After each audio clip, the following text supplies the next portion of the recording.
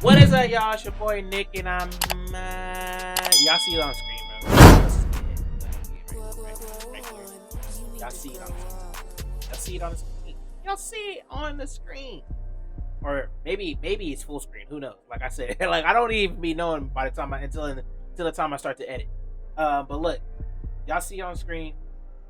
Crunchyroll. Every One Piece arc ranked. This is interesting. This is a 32-minute long video. Hopefully Crunchyroll don't copyright the hell out of me. Please. I'm just it's a reaction video.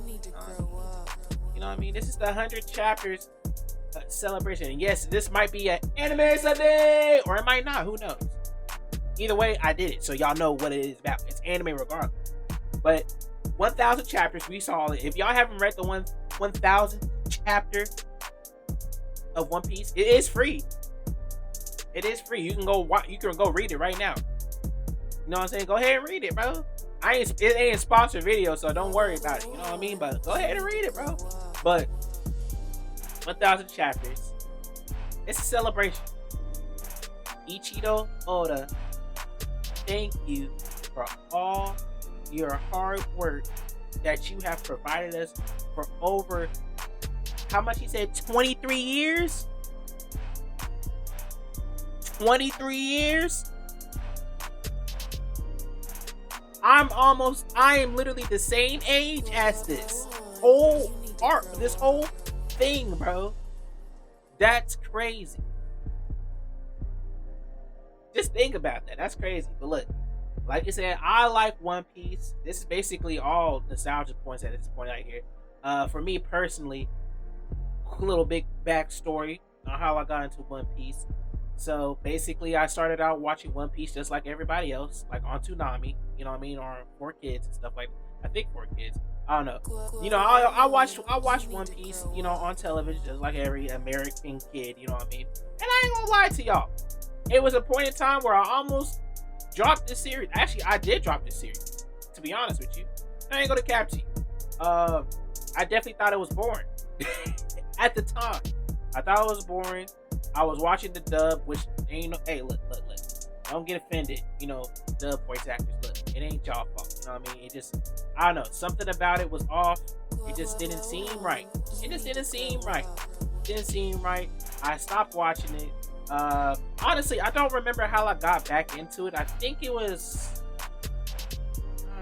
It wasn't Marineford like everybody else, but it was definitely. I got back. I started watching it. Oh, you know what it was? You know what it was when I finally. It's like the rest of y'all, you know. Oh, some Little West Side, you know what I'm saying? But that's besides the point. You know, some Little West Side, you know what I mean? I was, you know, I started watching it in Japanese sub, and I was like, you know what? Let me give it a try again. Let me try it again. Let me get into it. I started liking it. I watched Arlong Park, you know what I mean? That's when I liked it. And then when Water 7 came through, I know I'm jumping place to place. Actually, I don't even think it was Water 7 that really got me interested in One Piece. I think because I watched obviously I watched the entirety of it. And I ain't gonna lie, it low key the beginning ain't really that bad like a lot of people say it is. It's definitely slow paced, so slow pace, but I just saw the world building going on at this, because this is what at the time when we started getting introduced to the characters.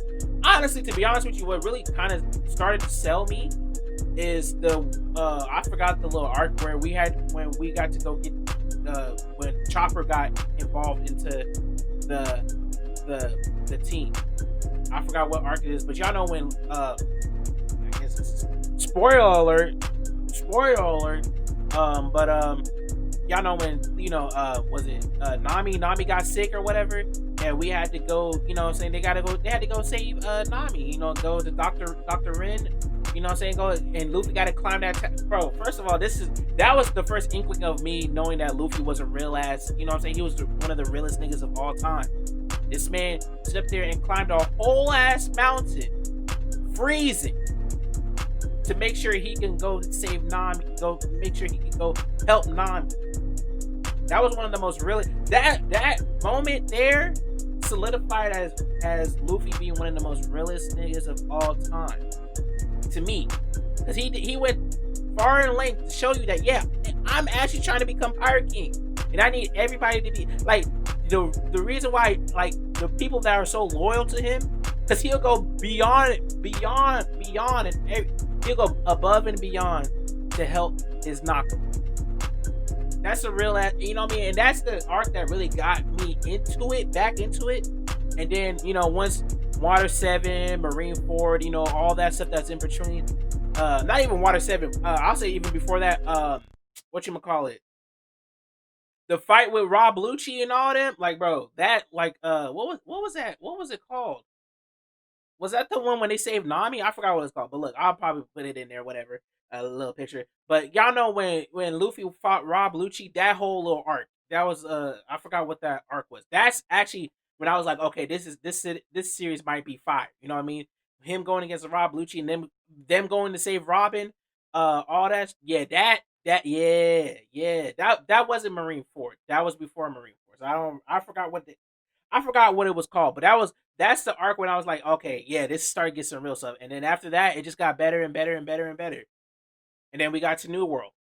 And I will say, once again, it did start off kind of slow because the climax is when Luffy was talking big game to Big Mom. You know what I mean? And then we didn't know who a Big Mom was or who was, and then we went to New World. It did slow down a little bit again, and then it picked back up hella quickly. Picked back up hella quickly. Big Mom arc come through, big major arc. I thought it was a fire arc. Now we in Wano. This is probably going to be going down hands down as one of the best arcs Oda has ever made, bro. But now that's besides the point. That's a little history about how I got into One Piece and why I love One Piece and still watch it to this day, and how I start watching it regularly every single day. And now we're here, 1,000 chapters. You know what I mean? So once again, shout out Ichigo Oda. You know what I mean? Let's get into it, bro. I know I wasted like 7. Hopefully, it's not 7 minutes. It's like probably 3 or 4 minutes. I just wanted to give y'all a little rundown. I ain't gonna talk through the rest of the video. Psych. All right, mic test. 1 2 1 2 1 2. All right.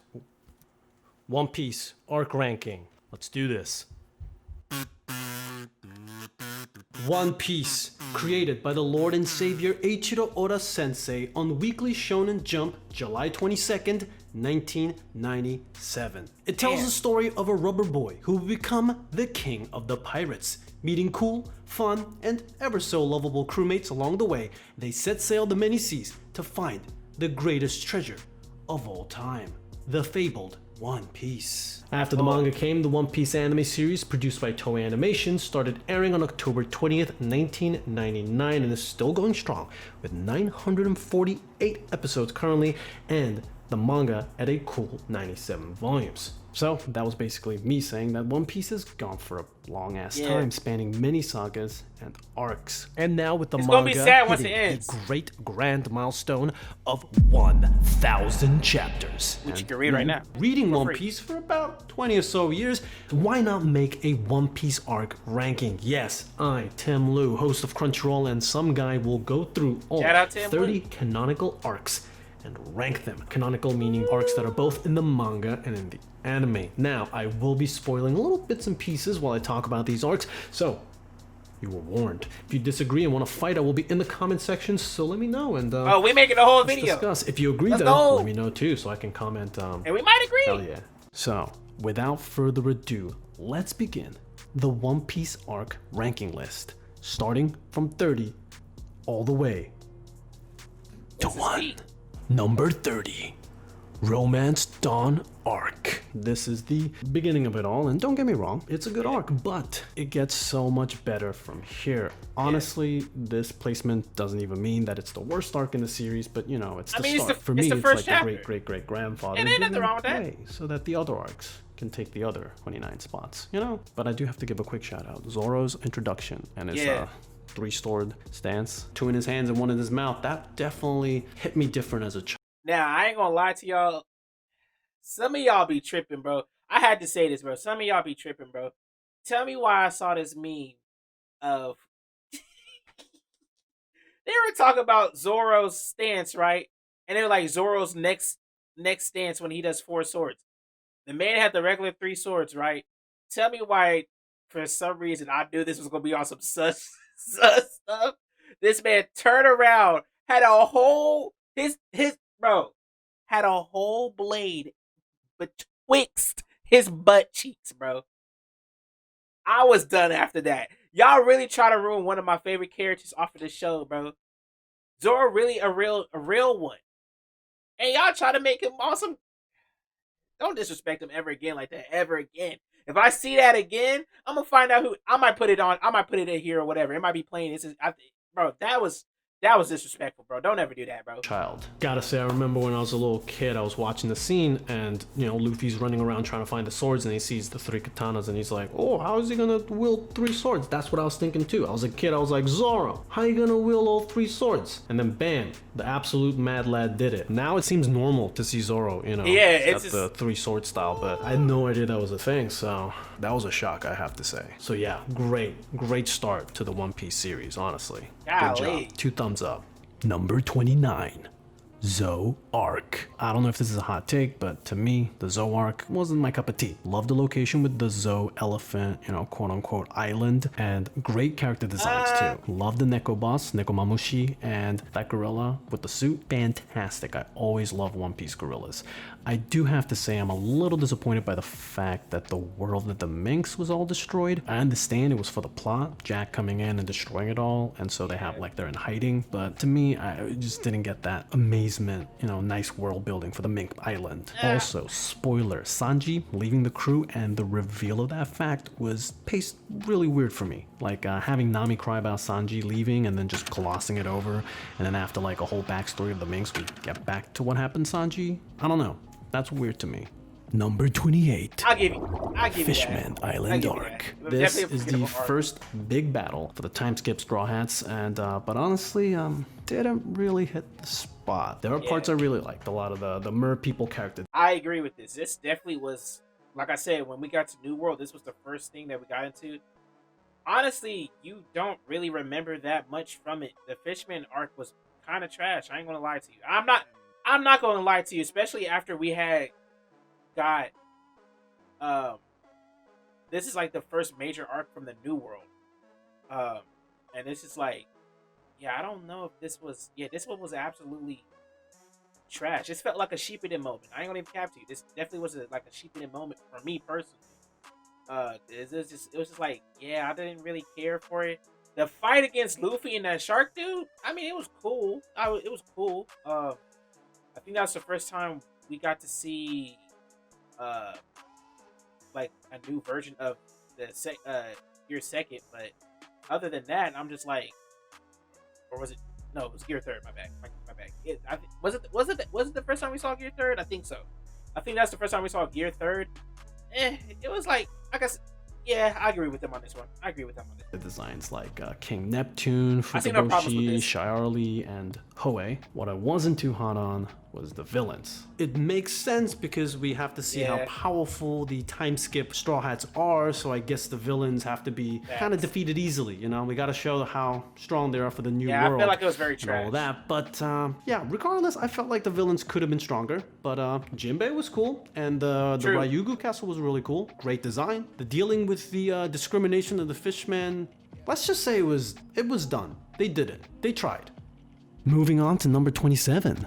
Number 27, Little Garden arc. So here we have the Straw Hats, ex-dinosaurs, ex-giants. Okay, so here in the arc, the Mugiwaras meet 2 giants, Dory and Bragi, who have fought over 100-year-old beef about who killed the bigger giant dinosaur. I liked Mr. Five's power, and we got to see the cool invisible breath gun that he uses. Also, we could have gotten Zoro with no feet. Just imagine One Piece. But Zoro has no feet. But yeah, this is a fun adventure arc where we get deeper and deeper into the Alabasta saga. So excited for that one. Another kind of forgettable. I'll give you that. Okay.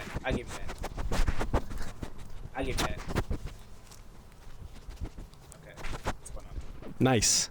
Number 26. Syrup Village arc. This arc where we meet 2 of my favorite Straw Hats, God the Usopp and the Going Merry. I will count the Going Merry as a Straw Hat crew because family. Now, not the Going Merry. Continue. Major battle of the Straw Hat versus the Cat Pirates is not the strongest in my humble opinion. You know, the whole stop the Cat Pirates up a slope to save their Yeah. town is interesting, but just so many more interesting battles and plots in One Piece, so that's why this is in the 26th place. But still, a great arc where we meet one of my favorite characters, Usopp. Thank you so much for being here, Nana.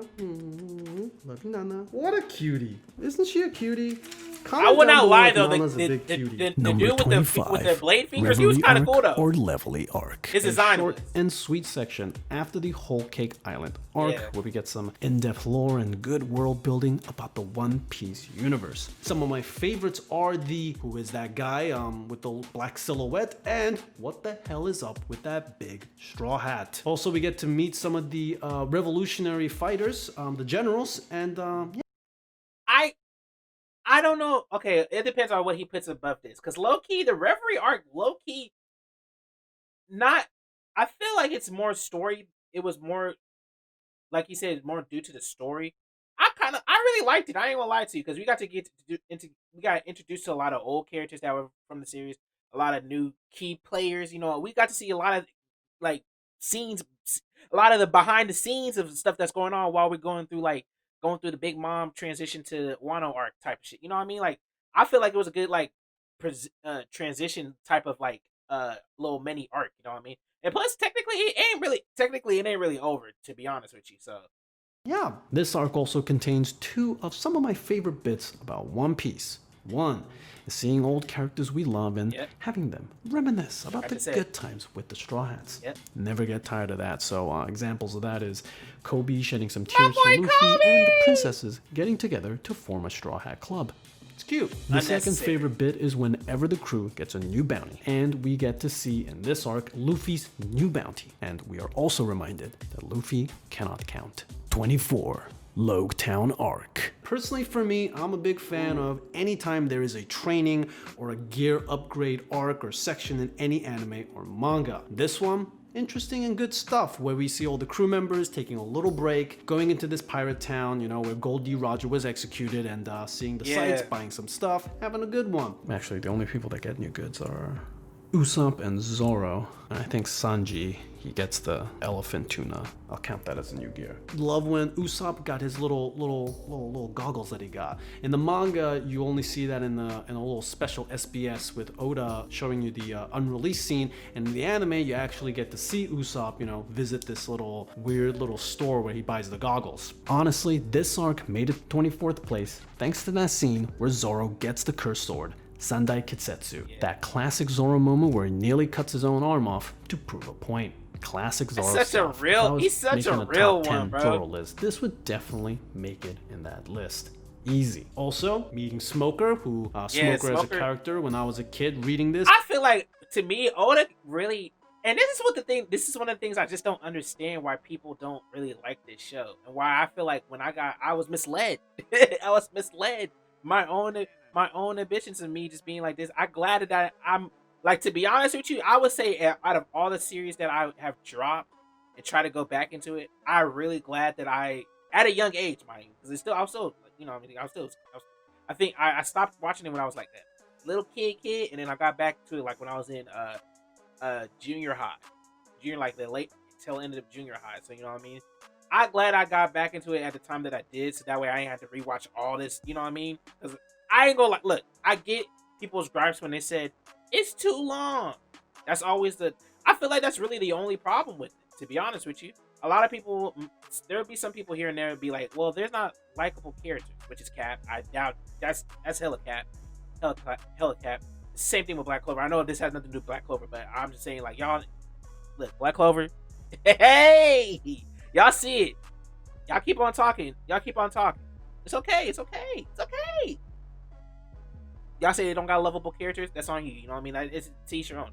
But for me, it's like I don't understand how, you know, I just don't understand how you can't have one single character that you like. Like literally, there is so many real ones in One Piece, bro.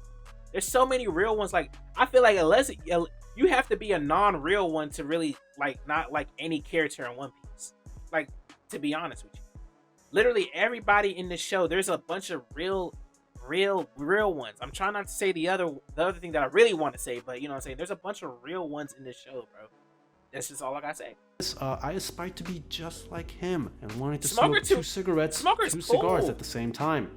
Don't smoke, kids. And who could forget the final great scene of this arc where Luffy was about to be executed and One Piece would have ended if not for a mysterious lightning strike. Also, Luffy was smiling as he thought he was gonna die. Coincidence?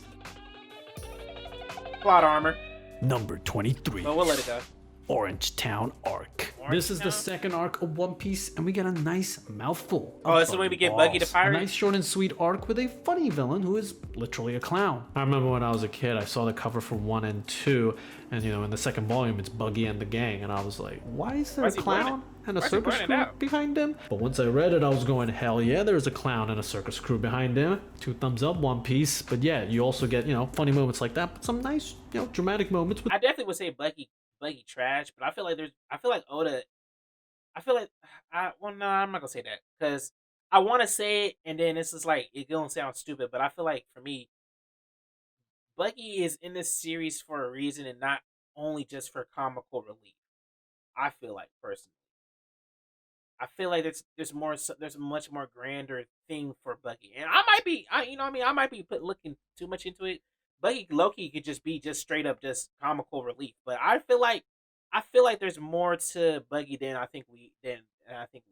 With the dog, love you, Chocho. Like I said, and I wouldn't be upset if he's just where comical Zoro relief. lifts the heavy-ass prison cell while blood was spurting out. Really changed young Tim for the better. When in primary school, I used to make little comics, and I straight up stole that scene because it was so cool. Number 22, Long Ring Long Land arc. I love Long Dog, aka Dash Hound. Yeah, that's good. That's also why this is in number 22. I'm kidding, but you know, I love a good long dog.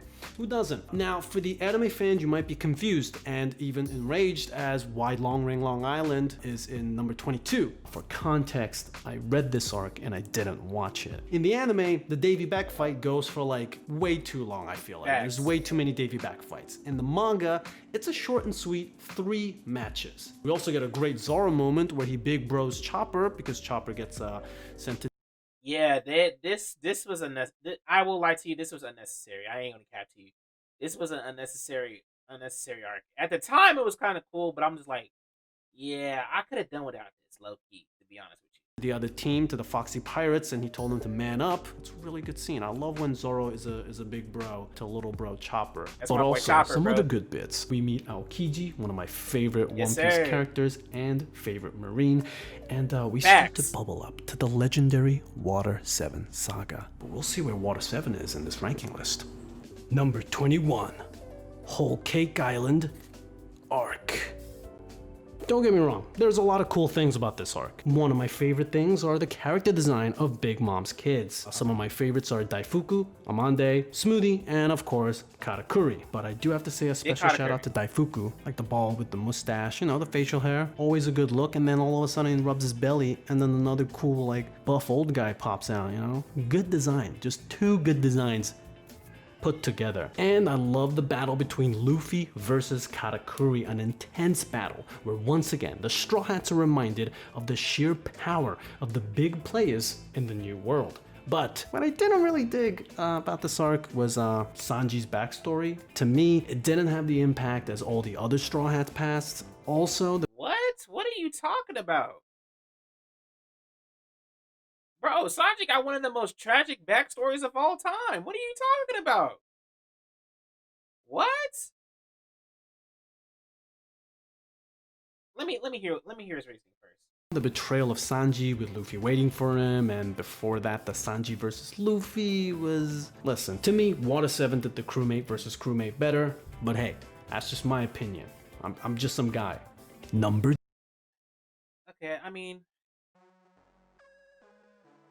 I guess I could see it from your point, but I feel like to me the whole king, like I said, I'm gonna say this: Water 7 definitely better than Whole Cake. I am not gonna argue with that.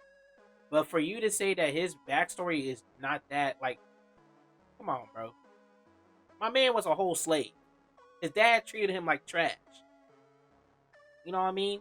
Absolute garbage. Brothers, garbage. Sister was still low key. Sister was there for him, but still kind of garbage because she didn't. You know what I mean? Like, lost his mom, the only person that really cared for him. And maybe you can say, well, this might hit a little bit more close to home. It is what it is. You know what I mean? But I'm just like, bro, I see it like, bro, Sanji got literally one of the most tragic backstories as far as in the One Piece world, because it's like for the crewmates, I mean, at least. I mean, like, I feel like Zoro's probably up there at probably number 1, number 2, to be honest with you. But I say Sanji's definitely like top 3 of tragic backstories, to be honest with you. Because, like, bro, y'all see how horrible they treated this man. Y'all seen it. The man was literally locked up, all because he just wanted to cook. I feel like it was more to it than a lot of people seen, because, like, basically he's like, he wanted to be something that, his dad saw him as a failed experiment. Imagine that. Imagine your father just seeing you as a failure, a failed experiment, a failed sperm, and didn't want nothing to do with you. Wish you didn't even exist. And still to this day, as you're a grown ass adult and you're doing good things for yourself, he still wishes that he doesn't want you tied with your name at all whatsoever. He just doesn't want to be like, he just trying to erase all existence of a whole human being that he had, bro. I just see it like, bro, that's just like, that's sad. That's horrible. That's messed up. That's sad. I don't know how you can see that's not like, bro. If anything, like, that's like, I don't know, bro. I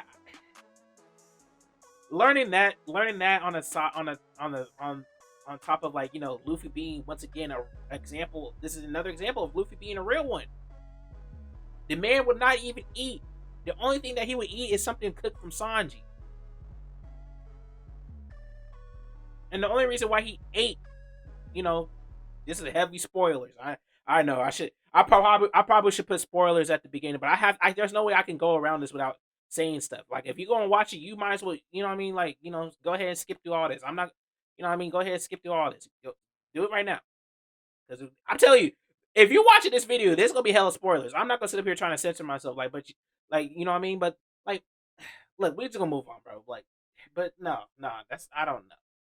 Number 20, Amazon Lily Arc. Here we have Luffy getting to the all-women island of Amazon Lily. We get a little break from the high-intense thrills of Sao Body Archipelago to see Luffy do what he does best, being a lovable idiot. Gotta love Luffy interacting with the Amazon ladies. There is a serious moment that comes in, but most of this arc is a little respite before the madness and the sadness ensues. We also meet Boa Hancock and get the shortest romance plotline in One Piece history. Number 19, Reverse. And you're saying that's better than Son? I mean, to each your own. I ain't gonna, you know what I mean? It is to each your own. I think Whole Cake's a little bit better than that. I mean, granted, I get it, but, like, bro, I feel like Whole Cake should be higher than it should be. You know what I mean? But that's your opinion. So Mountain Arc. This is another short but exciting arc where the gang goes up a whole ass mountain and make their way into the Grand Line. Gotta say, I really wish that I could go back in time so that I could experience this moment, experience that hype as I was reading that section, as my favorite pirates make their way just a little bit closer to the One Piece. If you guys are watching this video for some reason and haven't seen One Piece, honestly, you should do it, because moments like this is what makes this series so magnifique. It's good. Also, all my homies love Laboon. If you don't love Laboon, get the hell out of here. Number 18, on site. Whiskey Peak Arc. A short arc to say the least, but it had so many cool moments. That's why it's on my 18th place. First off, we have Zoro versus 100 bounty hunters of Baroque Works, which is another top 10 Zoro moment if you ask me. Then we get a whole layer of mystery with this Baroque Works organization and an undercover story, which is a great beginning to the whole Alabasta saga. Also, there's Luffy versus Zoro, which is a surprising little bit, almost like a joke fight, but still, in itself, I feel like the concept is cool, you know? Also, gotta say, love the Baraka Works naming system, their nicknaming system with the Mr. Numbers and the Mrs., certain days. I always found that really cool. Yeah. Also, you can't tell me that the reveal of the graveyard cactus isn't one of the coolest moments in One Piece. Argue with me if you want, but you can't deny that part where they slowly zoom into the cactus to reveal the graves. Honestly, it's underrated, if you ask me. I mean, I put whole cake again above that. But mind you, it's been a while since I've seen like it's been some years. I'm not gonna say it's been some years. It's been some years. I haven't watched this recently, so I would have to go back to watch it, which I'm not. But you know what I mean. But if I was, you know what I mean, like it had to be some years. I don't know. It's been some years. Once again, nobody has asked me. Number 17, Thriller Bark Arc. Oh, now this I've is heard from some disrespectful. folks saying that they're not fan of this arc. Why do people hate a good old-fashioned you fun doing, Fright bro? Night? Granted, the big battle with Moria wasn't the strongest for me, as Shichibukais go, but for me, it really makes up for it with the interesting world of Thriller Bark and just some good old-fashioned One Piece fun, from Usopp, Nami, and Chopper's, spook house scare moment to Luffy being that dude that would walk around haunted houses just having a blast. Also, who could forget the great Mugiwara docking formation? And we get to meet Brook, a 10-foot skeleton man with an afro that can sing real good and wants to borrow money and panties. Good job, bro. Also, fun fact, the zombie Ryuma, who is the samurai that Zoro fights, I was about to say, appeared long before One Piece in a manga Oda created called Wanted. Just some fun factory there. It has nothing to do with Thriller Bark. I just wanted to, flex my Oda knowledge. Number 16. now I know Thriller Bark is not a lot of people's favorite arc, but it's one of my favorites. And reason being is because of that fight. That was that's top tier fights. And plus that's when Zoro got the blade. One of his best blades that what happens, but like that I like Thriller Bark. Honestly, I had a lot of enjoyment when Thriller Bark came. I feel like it was something different for the series entirely. I like the whole Thriller Bark bro. That I actually really like that arc, to be honest. Like I said, it's like literally one of my favorite arcs of the series. I thought the vampire shit, when Luffy became a whole big ass whatchamacallit, what's the transformation? Y'all know when he became like one of the big ass zombie Elfman. I forgot what the dude the dude was what it was called, but y'all know what I'm talking about. That was fire. Zoro going against Ruma, that was fire as hell. I feel like the whole nightmare theme park thing going on, I thought it was fire. Like I said, it was one of my favorite most enjoyable thing. And plus when we got the introduction to Brook, like I said, Brook like I said, there's too many real ones, bro. Brook is really one of the realest ones out there, bro. Like I said, we got Zoro. I love Zoro. I feel like he is. I would say I would say that Zoro is my favorite character, but I have to. It's equal to Chopper, and then right after that is Brook, and then Frankie. Like, you know what I mean? Like, you know what I'm saying? Like, that's just me. That's just me personally. Okay, that's just me personally. Favorite Straw Hat members. So I love Chopper for my own reason. You know what I'm saying? Chopper, I feel like Chopper definitely gets. He should be stronger than what he is, but it is what it is. But like I said, I do like Thriller Bark. I feel like me personally, I would have put Thriller Bark higher up, but that's just me. Punk Hazard arc. And I definitely we get to see these. And I definitely would have put it above Punk Hazard. I ain't gonna even cap to you. I'm definitely gonna put it above Punk Hazard. I ain't gonna cap to you. The world get bigger and bigger. We find a lot about the darker side of the One Piece world. You got That's illegal arms trade, you got chemical weapons, you got weapons of mass destruction, you got human and children experimentations, and more heavy stuff. Even with all of that cool stuff, to be honest, this is at 16th place, mainly because I just love the bit where Law body swamps some of the Straw Hat members and Smoker and Tashigi. Yeah, I had some classic One Piece hilarious moments ensue there, especially with Robin. Also, we do get to meet Firefox Kinemon, a samurai from the isolated lands called Wano and Momonosuke. Fun fact, Kinemon is canonically 9'8". I should do a video on how funny the canonical heights of characters are in One Piece and like line them up, because it's weird. If you stack up all the characters together, it gets pretty insane at times, yeah. Even though this arc is pretty much, I feel like, a build-up for the upcoming Dressrosa arc and the Yonko saga, I do have to say, I think it's a really great build-up and just a good arc overall. Good stuff. Number 15. Post-Ennis Lobby arc. After intense battles, dramatic moments, and sad farewells, we get to the end of this incredible Water 7 saga with this great arc. Now we get some good old-fashioned One Piece festival celebrations. Then the Straw Hats get 2 new crewmates, the super pervert Frankie and the Thousand Sunny. We also meet the fabled Luffy's grandpa Garp and learn about Luffy's dad. Big Dragon. But for me, the highlight moment of this arc is definitely Usopp joining the crew again. I love anytime I see the camaraderie of the Straw Hats. So this was another, you know, fun, serious, wholesome moment, you know, where you get to see Usopp's vulnerability and bada bing, bada boom, you know? Got some tears. I didn't know this was considered an arc though, so I'm just like, I don't know. I didn't know this was considered an arc, to be honest with you. I would have just tied it with all of Water 7. When I think of this, I just think of all of just Water 7 as a whole. But, you know, I give Tears you in that. my eyes again, and it's some good stuff. I give you that. Editor, please Photoshop some tears falling from my eyes. Thank you.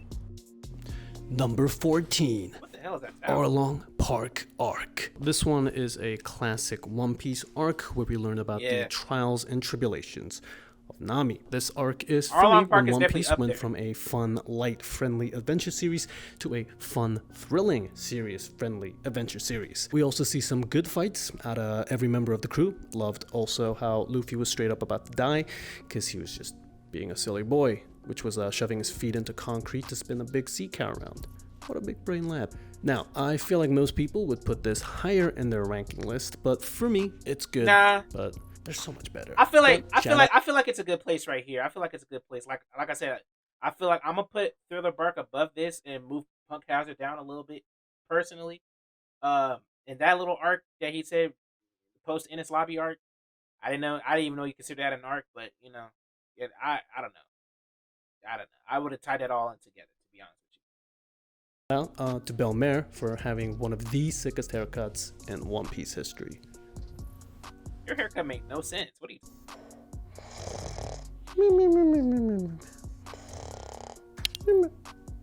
Metron and me. Yeah.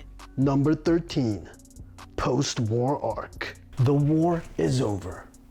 And rest in pieces. After getting an emotional gut punch, we see Luffy cry. So we get another emotional gut punch. Kind of like a sad 1-2 combo. And then we get the long-awaited backstory of little kid Luffy. Don Don, unexpected best mom. We also get side stories of everyone in the crew that was sent to different places, like Frankie, who gave us this great moment.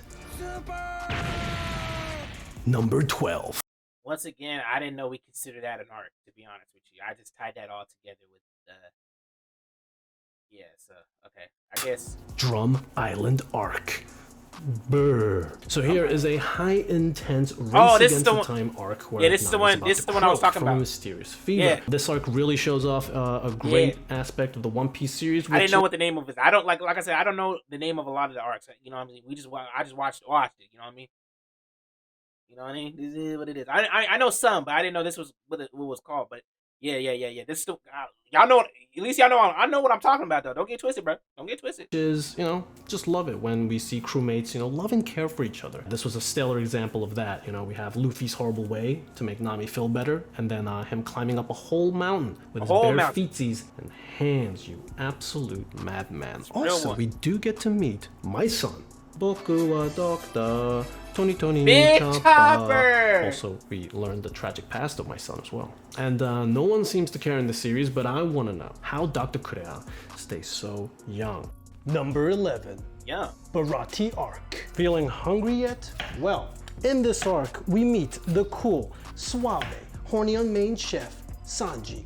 We also see the Bharati restaurant, the floating restaurant where they seem to regularly beat up customers. We love to see it. I especially love the battles. Okay, so we had Bharati chefs versus the Don Krieg pirates. Then we had the guy with the big shield in the front and the back versus the ship mast, and Sanji versus Jin. Then Luffy versus Don Krieg, and the quick but thrilling and dramatic battle. Zoro versus Dracula Mihawk. The first the real Shichibukai, fight, aka the 7 warlords of the sea we meet in this series. Also, I love this. Yo, Mihawk, bro, that was disrespectful. He disrespect. Honestly, the fact that Mihawk is like literally one of the only people to really sun Zoro in a much disrespectful manner is why I feel like he's one of the realest ones at the same time, bro. And the fact that, you know, Zoro has so much respect for this man because this man disrespected him to the level where he's like, damn, I really ain't shit. Like, I'm really not anything. This man really sunned me. He really sunned me. That man really humbled Zoro because I'm glad that Oda put Mihawk in there because, like, bro, low key, this was Zoro thought Zoro was in his bag, and it's like, yeah, he's a real one. But then sometimes, you know, in life, sometimes you need somebody to humble you. When you start getting a little bit too big headed, you need somebody there to humble you. And Mihawk did just that. He humbled him so much. Y'all see, because I'm pretty sure you're gonna talk about it. So Sark because I love cooking. You know, big sucker for cooking anime and manga. So honestly, if you ask me, Sanji should have his own cooking show. Just a thought. He does. He has his own manga. But like I would say, Return to Saobuddy arc. So this is the return of the gang 2 years later. I don't know Baby, this was considered now as for the an arc. Shonen Jump readers in Japan, there was an actual 2 weeks wait for the manga in real life, which, you know, made the anticipation for the Bro, there's arc like 2 beats so going on at the same much time. more just mwah, you know. It's like 2 weeks, 2 years, same thing, you know. As I said before, my favorite part of One Piece is just seeing the gang interacting together and having fun. Yeah. So, you know, watching them all react to each other's new looks and new power-ups, it feeds my soul. Especially my son's reaction to Frankie version 2. Also, we get some more good, wholesome One Piece moments where everyone who has helped out the Straw Hats Yes, sir. for the past 2 years, all coming back together Yeah. with the Marines. Number 9.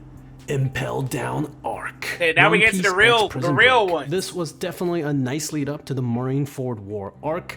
You know, you get to see Luffy's sheer determination to free Ace, and that was an emotional and exciting ride to say the least. Yeah. To me, Impel Down was a different One Piece experience. You know, it's like the solo Luffy story, but it still has so much One Piece-isms that I love, like a great new location, a let me underwater finish, multi-level let me finish, prison. Nick, Then before we you start meet talking. some old friends and foes like the Great Mr. 2, Bon Clay, and Buggy, and we get a nice look at how the Marines lock up their most wanted. And let me tell you, it's brutal, but in a fun One Piece fashion way. You know, like look at these lovable monster designs. They look so funny. Also, Ponytail Buggy, looking like a snack.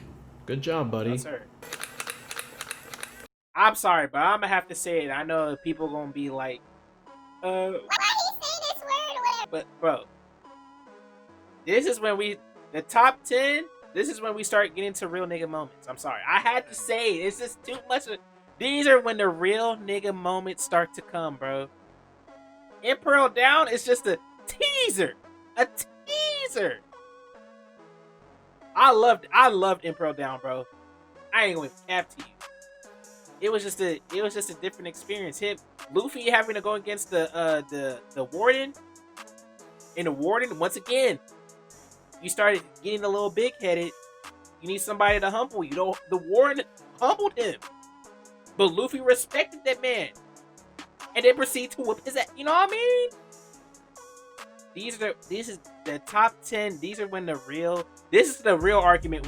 Honestly, this is where the real argument comes from, to be honest with you. Like I said, I would rearrange some of these. I'm gonna go back and give y'all my list of my favorite ones, and y'all can agree and disagree, whichever.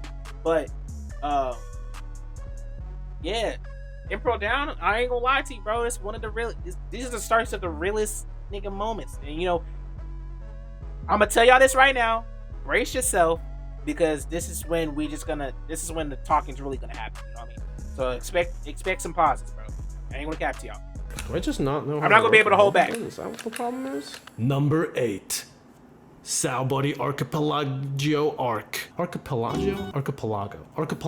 Saobody Archipelago. Arc. Don't hate me, guys. Archipelago? English isn't my first language. So this is a great arc where we meet the 11 supernovas. Technically, we only meet 9 because Luffy and Zoro is in that 11. And we also meet my favorite Marine Admiral, Borsalino, aka Kizaru. Sorry, Aokiji, you are a close second. This is a short arc, but man, it has some great moments like Zoro being a badass again, trying to kill a celestial dragon. That's another top 10 Zoro moment. Luffy then punching that celestial dragon so hard that the entire anime turned black and white. But best moment for me, honestly, for me, is when me and Luffy went through a sheer panic and fear as every single Straw Hat went. I still think about that scene and gets my heart racing. That's PTSD right there. Flight, Number 7, Dressrosa. All right. First of all, to be honest with you, Dressrosa gonna have to go down. I'm gonna be honest with you. I'm gonna replace Dressrosa is definitely not above Saobody arc to me personally, because oh man, this is too much real nigga moments in there, bro. And this is literally like the first time to be honest with you, like when I really truly hate like when you really truly hate a character, even though I know at the end of the day it's still Japanese cartoons, whatever. But when y'all like know about the celestial dragons and like how messed up they are, it makes you really feel some type of way to me personally. And the way that they treat people and the whole class and I gotta say this too, is like obviously this is not the first time we've seen like a class system and stuff like that being implemented into a series like this. Like, yes, I understand there's a lot of anime that are out there that we all watch that has some type of class system where you feel when the rich really feel like they are better than the poor type of stuff. But this really was like one of the first inklings of like real life stuff that goes on in the world, and how these people, the celestial dragons, really treat people as a whole. And the fact, when you learn all that and see what happened prior to that, why Luffy and Zoro did what they did, it's like when Luffy punched the celestial dragon in the face, I really felt some type of way towards that. I really felt like I wish you would have killed him, to be honest with you. And Luffy would have killed him too, type shit. You know what I mean? Like that was like some real nigga moments. I feel like that's just like that was one of the most realest moment that you can have in an anime, in my opinion. In an anime, in my opinion. Am I saying it's the best? No, clearly, because I don't want some of y'all get offended and be like, well, this and that. But I'm just saying, like, as a real one, Luffy, when he did that and what they stood for, and then after going through all that, and then him going to see his friends disappear right afterwards, you know what I mean? And Saobody arc really aged well for me personally, because there's a lot of stuff still to this day, even in the Wano arc or what we got in the Reverie, about a lot of stuff that was referenced in that Saobody arc, because that was the last. Obviously, that was the last arc before the time, like real arc before the time skip and before we got into New World and all that stuff. Because everybody trained and all that stuff. Everybody trained. We had the little movie, what was it, Y2X3, something like that. Whatever that movie was called. When Luffy got into the magazine and all that stuff, we see everybody training, getting powerful, and you see, why certain things happen the way they happen. You know what I mean? And it's just like, yeah, it was just some real, like, bro, it was a real moment. I'm gonna have, like I said, Saobody arc is definitely gonna be up there. It's definitely better than Dressrosa, but I want to see his reasoning to why he has Dressrosa above Saobody. Rosa arc. Yeah, Dressrosa was a fun, wild ride. It had all the classic One Piece things I liked, like an interesting location, a land where people and toys live together in harmony. Or is it? We also get the first One Piece tournament arc with some great character designs. Some of my favorite designs are Chin Zhao, his son Sai, Hajiruddin, Suleiman, Catman, aka Maynard, who got beat up even before he could compete, but he looks cool, so it's fine. And some of Doflamingo's men, like Baby 5, Senor Pink, and Lao G, who gives me intense cyborg Grandpa G vibes. We also meet Bartholomew, who is basically all of us One Piece fans, and we meet someone who we all thought was dead. No spoiler. Also, this is the birth of the legend of God, the Usopp. All hail. And in this arc, we finally see Doflamingo doing his thing. Honestly, ever since we saw him in that first Shichibukai meeting, I always wanted to see the pink flamingo big dog go into action. I don't care what anybody the says. 1v1 with him versus Luffy wasn't the strongest, so that's why this is at number 7 for me. The fight between Law and Luffy versus Doflamingo, though, now that was some good stuff. Also, Rip Corazon. Rip Corazon.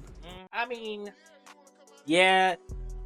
Honestly, to me, like I said, Dressrosa is definitely below Sabaody because low-key, honestly, I mean, I like Dressrosa for what it was, but basically, the only reason why I really enjoyed it as much as I liked it because it was more towards the ending, in my opinion, that really got to me. That was, when we start to reveal, okay, yeah, all the people.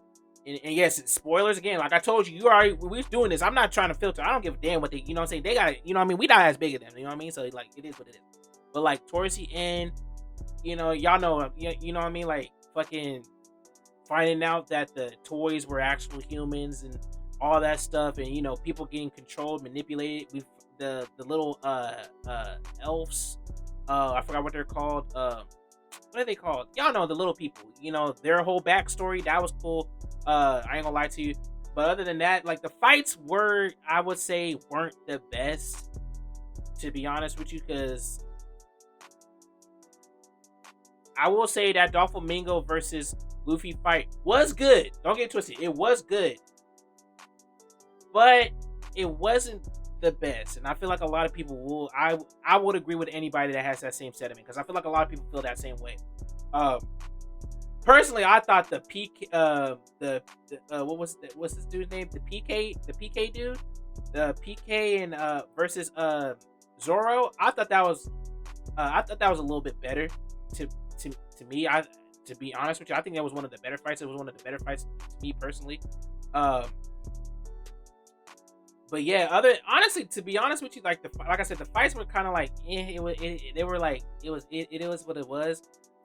I feel like Doflamingo was I feel like Doflamingo was way more dangerous than what they had put him into as his arc. And honestly, to be honest with you, Luffy, as strong as Luffy is, I honestly personally don't think Luffy should have won that fight. To be honest with you, I don't think he should have won that fight. Personally, I feel like Luffy's definitely still a lot weaker than what he is. I feel like once Luffy got Gear 4th, I feel like that's when he should have been able to flat out beat Doflamingo. He should, you know what I mean? Or like, I mean, he did get Gear 4th, but I'm talking about like the Snake Man. When he got more better grasp of the Gear 4th, you know what I mean? I feel like that's when he should have beat him. Because like, if y'all see like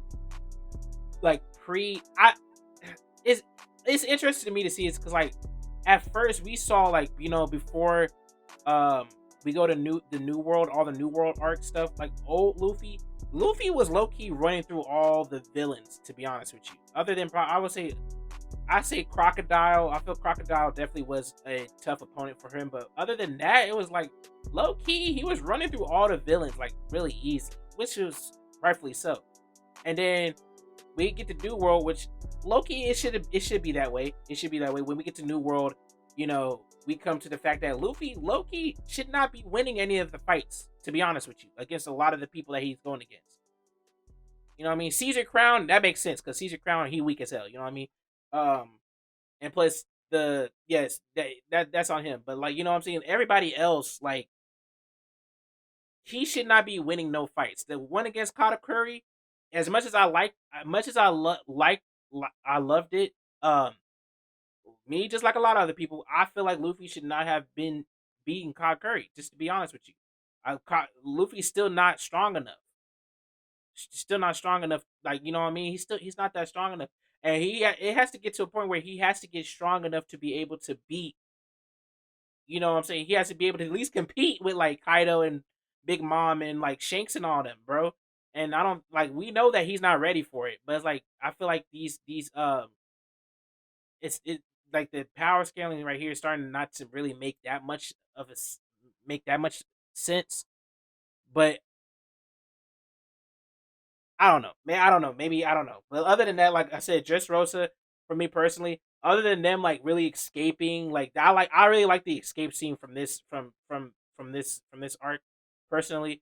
Um, like I said, the stuff with the little people, whatever I forgot what they were called. That was interesting. You know, seeing all that. God Usopp, I hate that to this day. I'm gonna be honest with you. I hate the God Usopp thing. I will say that still to this day. There's no way that this man, and I will say this because he should ought to be in his pants sometimes. He be in his bag, but this is the one thing that I'm like, I can't give him that. Like, for him to be able to write that into the story where Usopp beats, that's neither here. Look, we going. Number 6. Jaya Island Arc.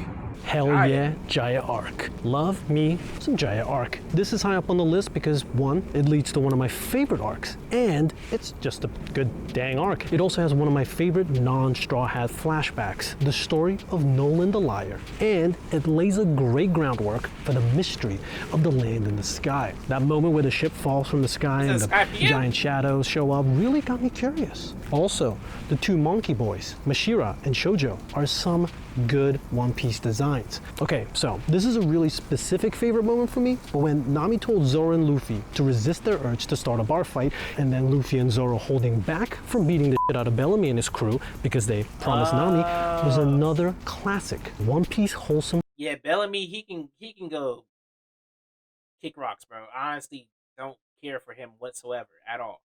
Camaraderie moment. Another specific moment is where Luffy teaches Chopper about the magic of beetle collecting and him struggling to choose between the One Piece and Hercules beetle.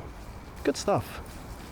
Number 5. I still want to have that above Marineford Sado- Arc. Sado- A battle of all battles. This arc is up on the top 5 for me, primarily because we get to see Whitebeard, the strongest human alive, do his thing. What can I say? I like action. And when Whitebeard just went, "Bwah," and then the world cracked, mwah, Yeah.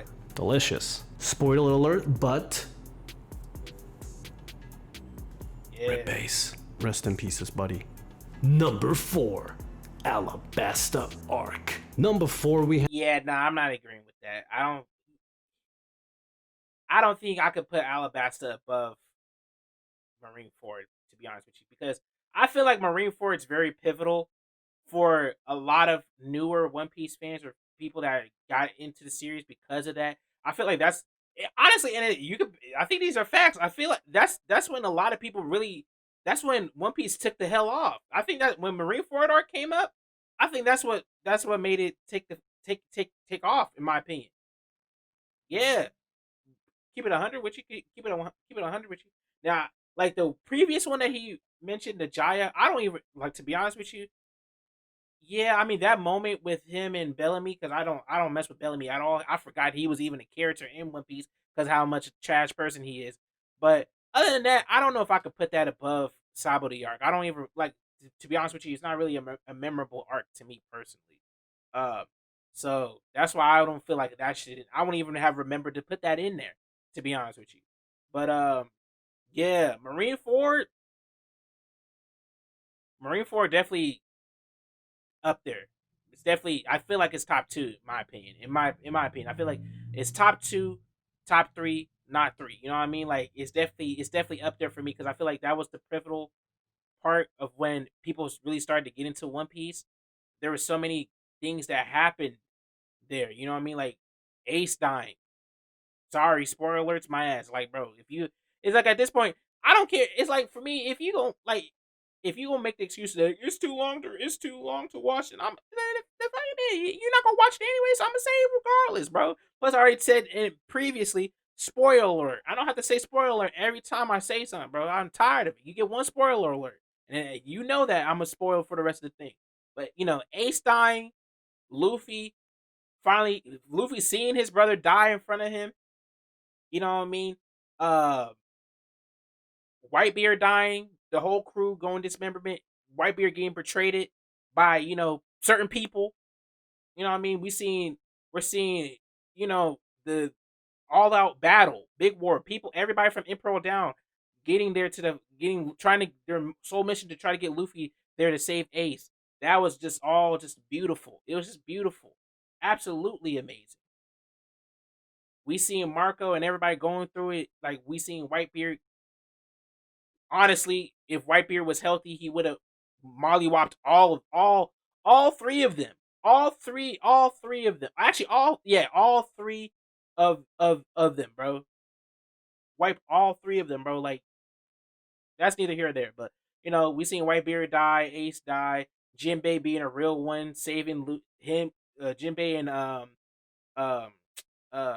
fuck, what why do like there's so many characters, bro, but Jinbei and Law saving Luffy, getting him the hell out of there before they try to kill him as well. All that like all that stuff. Like for me personally, like I said, like One Piece, like the dynamic between Luffy, and Sabo and Ace for me is it's a personal thing because it's like what I mean. It remind me of my three brothers. You know what I mean? My other two brothers. You know what I mean? Like that's and it will forever be like that's like the dynamic. I love that dynamic. You know what I'm saying? I will. That's like a bond that's a real bond. That's a real bond, and that's why that's a one key thing, a reason why I love One Piece so much, just because of that bond between Ace and Sabo looking after Luffy. You know what I mean? Them three being brothers, whether they're blood related or not. You know what I mean? Like that's the thing that I love about the story and stuff. Is like those little inklings and stuff like that. You know what I mean? But that being beside the point, they were just boxing. They were boxing. They were fighting. They were fighting, bro. Everybody was throwing hands, bro. We have the hot Great and art. spicy tales of Alabasta. The whole Alabasta saga is such a good ride, and an Alabasta arc is a strong 10 out of 10 finish. First off, we meet Crocodile, the second Chichibukai who Luffy has to beat this time. Then we see Luffy lose to Crocodile, and that's the first time we see Luffy lose. Yeah, when I was reading this, I was going, Luffy, how you gonna defeat Crocodile? Anyway, on top of that, the Straw Hats not only have to defeat Crocodile and his Baroque works, but they have to help Vivi to stop a whole ass uprising, which is threatening the country of Alabasta. You got a lot of intrigues, you got fun, you got twist, you got action, you got Usopp cracking his skull and still saying Luffy's gonna be the best. Love that moment. Also, yeah, shouts He out never to the switched dog. up. No, shouts out to the gun that ate the dog fruit and became a gun dog. Like that. Oh, finally, not fun fact, Miss Doublefinger versus Nami is pretty much the second last battle that Nami has. After that, I think Nami only fights Khalifa. That's it. So I guess rip to that one, yeah. Number 3. Skypiea arc. Skypiea? Number 3 is the story Up in the Clouds, Skypiea. The Straw Hats make it up to the skies in the search of a city covered in gold. This arc, I truly felt the rush and the excitement the crew felt when they finally shot themselves up and got to the cloudy lands of Skypiea. The mystery factor of this new land also made it super interesting, like we have new culture, a whole new currency, lore, food, the deadliest immigration and tourism policy, and dials. Gotta love the dials. Some of the best bits in this arc is this Chopper moment, this Zoro moment, this Zoro moment related to Chopper, this Sanji moment, and this one. Also this one too. Gotta say, Enel is one of the most top tier baddies for me in One Piece, When we first see Enel, we already kind of realize, there's some devil fruit users that can just turn their whole body into elements, with Crocodile, and then bam, you get to see Enel, and you're like, he's just thunder and lightning, like he's just electricity. You know, you get to see such an overpowered devil's fruit, and he's beating up people left and right with no problems. You know, he can resuscitate his heart too. And so when all things seem to be lost, just seeing how Luffy is the perfect counter to Enel's all-powerful strength, one of the best moments in One Piece history, if you ask me. Nobody has asked me, but here I am making a video about it. Moving on to number 2. Uh,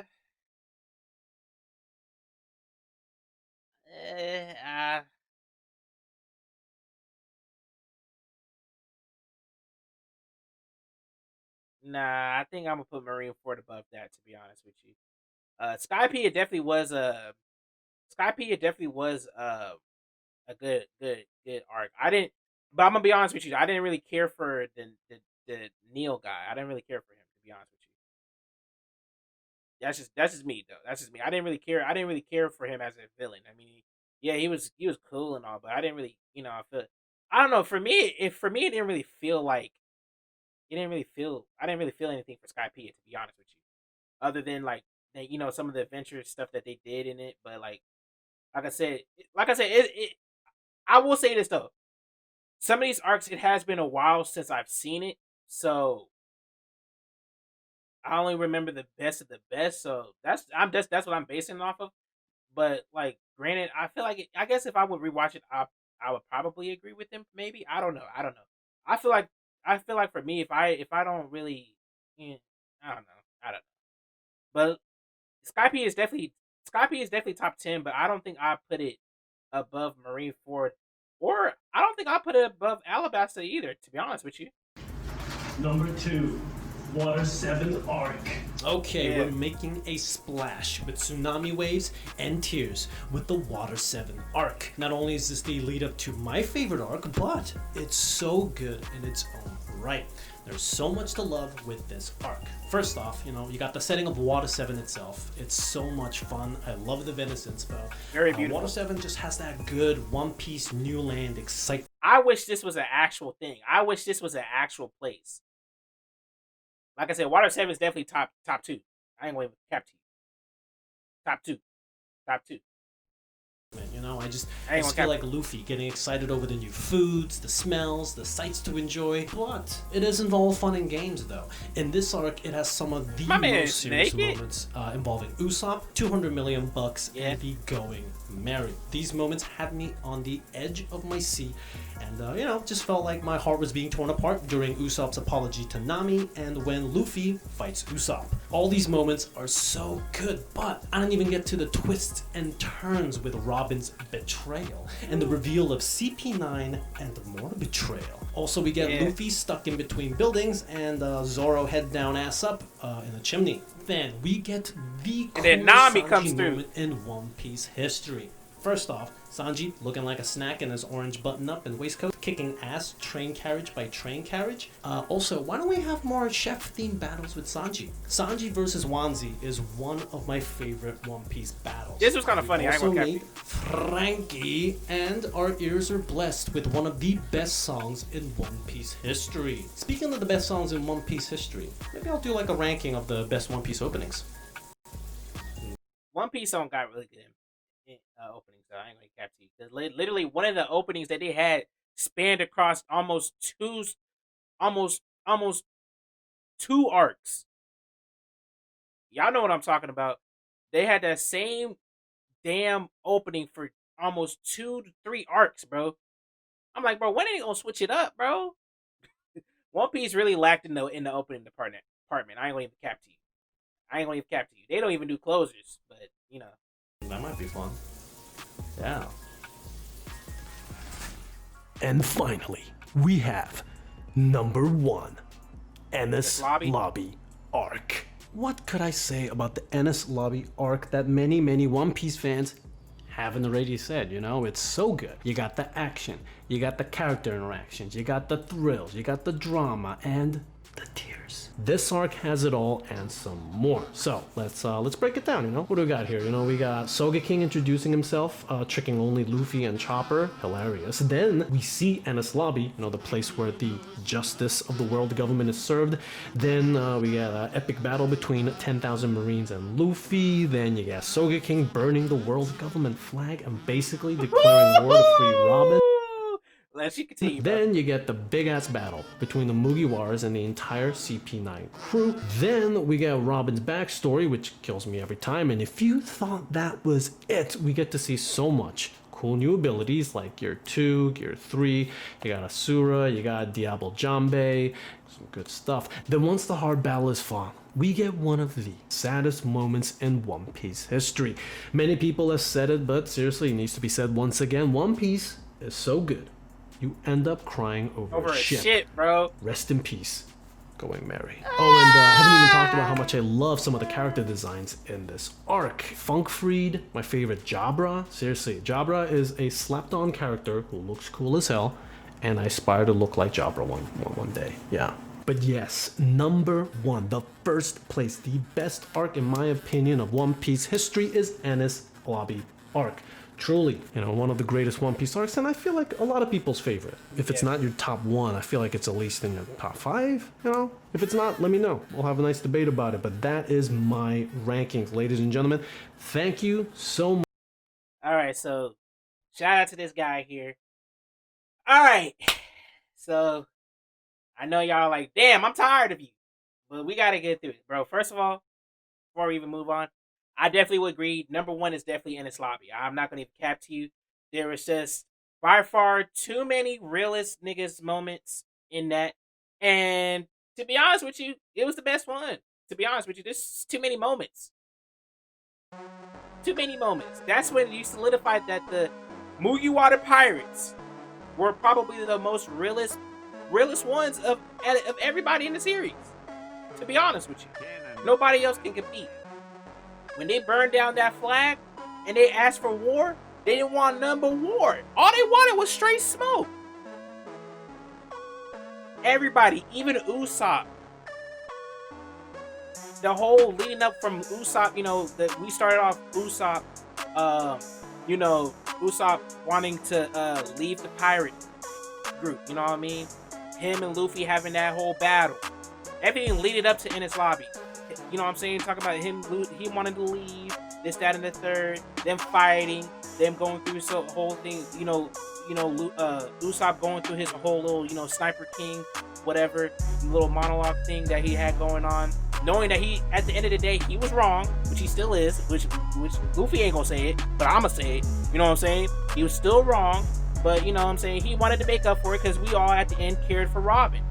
We've seen Robin's backstory, which is definitely detrimental. I ain't gonna say that. Nah. Robin's backstory definitely horrible. Definitely horrible. They want, you know what I'm saying, her being wanted as a little kid, you know what I'm saying, this, that, and the third. We ain't gonna go through the whole backstory. You know what I'm saying? All that, her getting captured, the whole train scene. You know what I'm saying? Like when Luffy going, not Luffy. What was it? Nami and them trying to go to the train and trying to make it onto the train before it leaves, and Sanji being the only one being able to get on the train. Sanji 1v1ing every nigga on that train. Them getting to Enies Lobby. All that was just absolutely just straight heat, bro. I'm sorry, I had to knock my mic off. All that was just straight heat. That was the prefecture. Then we get to the actual, them actually going there saying, forget about the Navy, forget all y'all. I'm here to save Robin. And then when my boy Luffy sat there and yelled and asked Rob, oh my God, him and Robin's, you know what I'm saying, asking Robin, you want to be saved? Robin! まだ前の口から聞いてね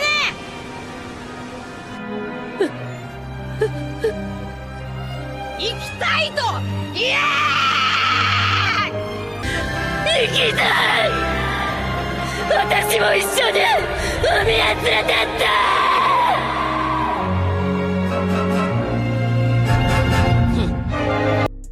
want to be a part of my pirate crew?" And she said, "Yes." And then them all going straight hands all the way to the end when Luffy had to go against Rob Lucci, and them just straight hands, destroying the whole place. Luffy damn near about to drown, them saving them, and then the fact of the matter that the writing was so good that you felt sorry, you felt some type of way when the ship, bro, when they're going Mary in its last moments. I'm just talking about how do you even like, come on, bro. How do you top that? How do you top that? So that's why I say, yeah, Enies Lobby is definitely number one. Number two, Water 7. I would agree with that. Number 3, I'm gonna have to go with Marineford. I'm gonna have to, you know what I'm saying? I'm gonna have to go with Marineford personally. Number 3. Number 4, I'm gonna say Alabasta. Alabasta can stay there. Number 5, I'm gonna go with Sabaody. I'm gonna go with Sabaody. My opinion. Number 5 is Sabaody. Number 6, I'm gonna go with Imperial Down. Number 7, you know what I'm saying? We'll go through all. I'll list them out. You know what I'm saying? But those are gonna be my top. Those are gonna be my top 5. You know what I mean? Those are gonna be my top 5 personally. So that's gonna be it for that. This was amazing. I don't know how long this is. Hopefully it ain't an hour long.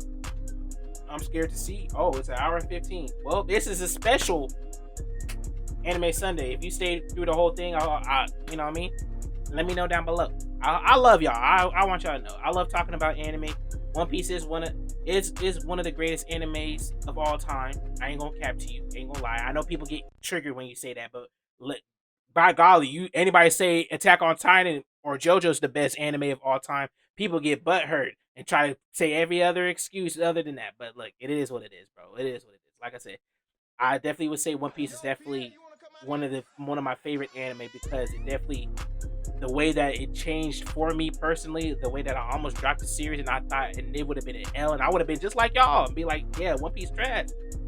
And the fact that it was able to turn me, pause, but it was able to turn me, just shows that I'm glad that I love this series. You know what I mean? It may not be like in my top 5, top 6, top, you know what I'm saying? But it's definitely in my top 15, bro. Definitely in my top 15 for that reason only because, you know what I'm saying, as long as I've been watching this, you know what I'm saying, as long as I've been watching this anime, bro, it's just like I can't put it anywhere below 15, you know what I mean, for me personally. But like I said, once it's kind of sad that we're almost done with it. It's kind of sad that we're almost done with it, and the fact, but the cool thing is that it's been 1,000 chapters, and there's been so many real nigga moments. And I'm sorry I have to say that, but I know some of y'all gonna get hurt for some reason. But there has been too many real nigga moments in this show.